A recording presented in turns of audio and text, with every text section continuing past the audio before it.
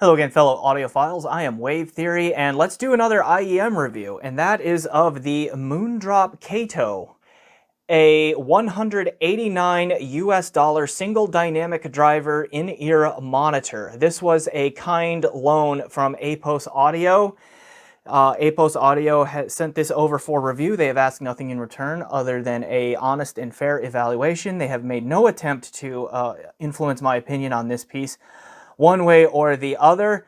The link that you will see down in the description below to buy this from Apos will be an affiliate link, though, because they are an affiliate sponsor of mine. So if you like what you hear about these in the review here and you are interested in buying these, please consider using that link, and I will get a few bucks back if you do.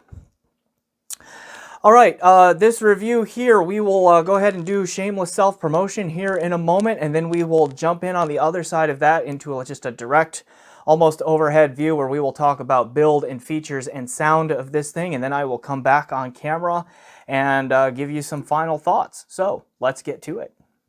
Hey, thanks for watching this video. Please remember to hit that like button, and if you haven't, please subscribe. Also, I have a Patreon set up so that you can help support me on a monthly basis, and I've set up a PayPal donation so that you can help me out in that way too if a monthly subscription does not make sense for you. Links for all of that, including the benefits, in the description below. Please check those out. All right, on with the show. All right, we will do quasi-overhead view for most of this review here. And we will start with, here is the back of the cardboard slip sleeve that comes on the stock packaging, just to kind of share some specs and all of that. Hold this up here where you can see it.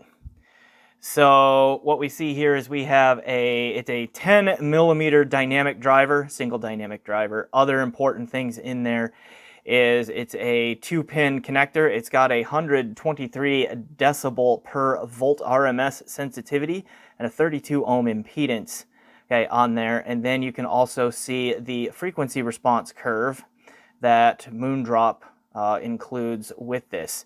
So kind of V-ish shaped a little bit. We've got this peak going on here. On there, and so I mean that's with whatever they call the spring tips. Not exactly sure which one that is there, but since I know a lot of people like to see frequency response graphs, there's the one that Moondrop includes right there on their stock packaging. All right, let's look at the IEM themselves here. So I got the just metallic covered one. You can see. Hold it up in the light there, you can just see how fingerprinting and all of that gets on there. Really easy, smears easily and all of that. I wiped this one off just a moment ago, at least on the back panel, make it a little bit cleaner. But you can just see highly reflective and all of that. But I mean, it's all metal in the housing, well made there. Okay, we can have a look at the nozzle here too. It's not particularly thick, it's not particularly thin, it's not particularly long, it's not particularly short, it's just kind of there. Now, a thing that I noticed about the construction here that I have not seen with IEMs before is that this thing is a little bit modular here. Like this comes out, just lefty-loosey there, and we have a threaded tip to the nozzle there, and then of course the matching threads inside, and you can kind of see the dynamic driver going on down inside there. Apologies if you hear my dog barking in the background. There's probably someone in the neighborhood walking their dog by the house. All right, but this scared the you-know-what out of me when I first noticed this, because I had these in a little holder thing, went to get them out and picked up the IEM and saw this. I was like, uh-oh, and then I saw this piece sticking into the tip that happened there. And you probably hear this. The dog is clearly angry. I need to go see what she's barking at. I'll be right back. All right, sorry about that. We're back. Where were we? Tips, I think. Okay. On the subject of tips here, these are the stock options. Okay. Are these the spring things here, Moondrop? Because, come on, focus. Okay, because they have the kind of ribbed pattern going on there and there anyway. But then we also have foams here. Okay, both the silicone here and I used the small, although that was too small for me, and these were too big. I was in between these two on the tip sizes here, and I didn't really use the foams, but SpinFit CP145s to the rescue. Link in the description below if you want to use those. Those worked really well with this IEM. Okay, but there are the stock tips. The cable, okay, right here is not too bad. It's not super tangle prone. It's not super difficult to untangle. Realizing now I didn't take that plastic off there, but whatever. Okay, so the worst thing that happens is like the hooks get caught there, but it's like it's pretty easy to separate there. And see that we have a 3.5 millimeter TRS single-ended connector on there with the same metal barrel right there that's on the IEM casing. So, I mean, prone to fingerprints and like grease and all of that kind of stuff that gets on there. But this cable is fairly well made. Again, it doesn't tangle very much. Okay, it untangles easily. The only complaint that I have about it is just a little bit on the stiff side.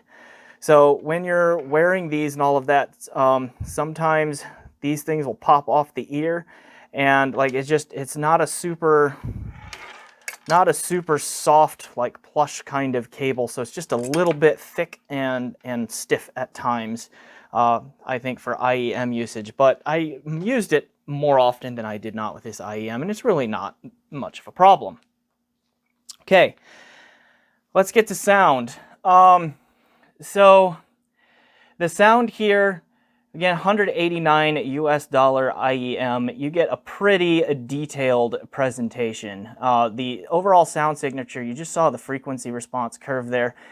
It does have like, it comes across as more neutral, at least with the SpinFit tips anyway. It comes across as more neutral than that frequency response graph that I showed you earlier, and I can show it to you again because it's right here.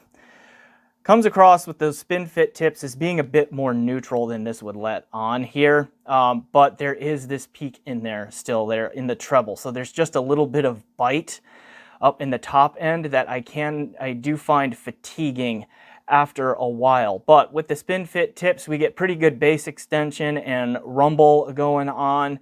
Vocal timbre is pretty good.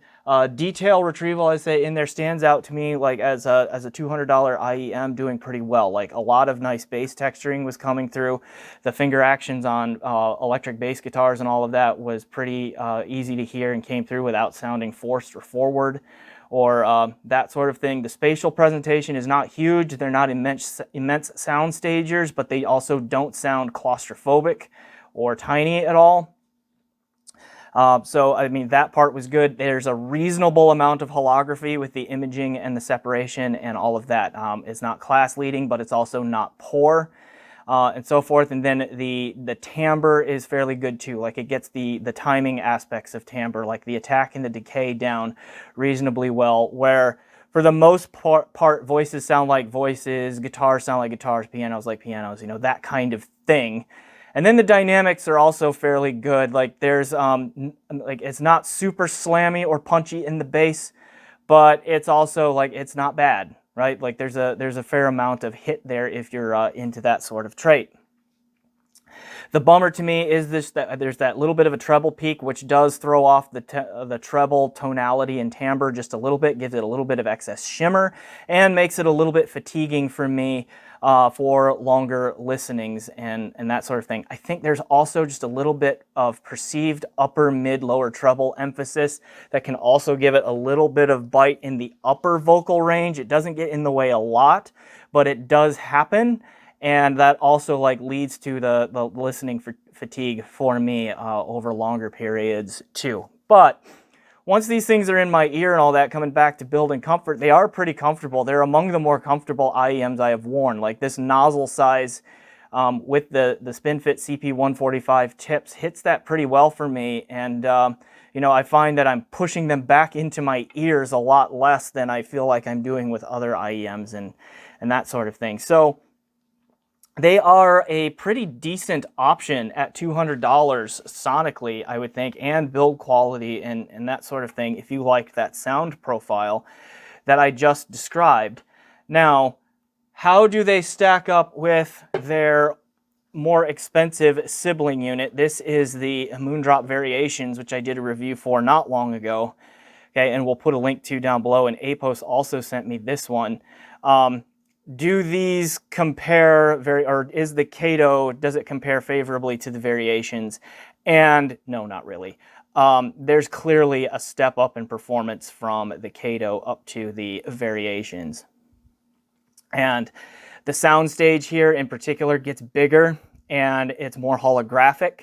So the imaging and the separation are a bit better, so spatial effects and all that come through a little bit more clearly. There is more resolution here. And while these two have similar struggles in their tuning in terms of like that upper mid, lower treble bite becoming just a little bit fatiguing, and then that just slight little peak up there around 10K that I showed you from the graph earlier, being there, like being just a little bit shimmery and that sort of thing, which can also lead to fatigue and all of that. Those are less of an issue on the Variations than they are the Kato. They both have them, just less of a problem here. Then, although this cable gets tangled more, I really like the modular plug system. Come on. Okay, I really like the modular plug system that comes with the Variations that I wish that they would have included here too, but I understand $200, $190, $550 or whatever it is for these. Okay, that some things have to give here, but more resolution, bigger stage, more natural timbre and tonality coming out of here, more resolution, and it's just a more refined and defined sound through and through from the Variations than it is from the Kato. Yes, they do sound similar. It's just that this is clearly the superior sibling here across the board on all of the technicalities and their sound and all of that. Oops, sorry for bumping the camera there. So I think that about does it for the sound description here of the Kato and the comparison with the Variations. So let me come back on camera and give some concluding thoughts. All right, on balance, when I think about the package that you get here with the Moondrop Kato at $189 US, the combination of build quality, comfort, and sonic performance is pretty solid. I mean, I have not heard all of the $200 IEMs that are out on the market, and there are a lot of them, but I did more often than not enjoy my time with these in listening to music through them. They are a bit of a generalist. They play well with most music genres, so if you are kind of like me, you have a very eclectic taste in music and you like to just shuffle massive playlists together and just let play what plays, then this is a really solid option if you're looking for a comfortable and on-the-go kind of IEM option there around the $200 price point. It does have just that little bit of bite in the upper mids, lower treble, and then just a slight peak. I think it's kind of around 10 kilohertz there, which gives it a little bit of shimmer in the treble too. And those two together can get a little bit fatiguing for my ears over some longer listening sessions, but I don't think that's going to bother everyone. I think some people are going to perceive that slight bump in the upper mids, lower treble as adding clarity, and some might perceive or just like the slightly brighter presentation that comes with that little peak up there higher up in the treble. Okay, so yeah, for me it was just a little bit fatiguing, so I probably wouldn't own one, but I can definitely see how this set with a pretty strong overall package throughout the rest of the spectrum and the options here would be a compelling option for some. All right, so I'm going to go ahead and leave it there. I am Wave Theory. Thanks for watching this review. Please remember to like this video if you have not already. Subscribe to my channel if you haven't done that already. Please check out my PayPal and my Patreon so you can look at different ways to support this channel. And again, thanks for watching, and as always, enjoy the music.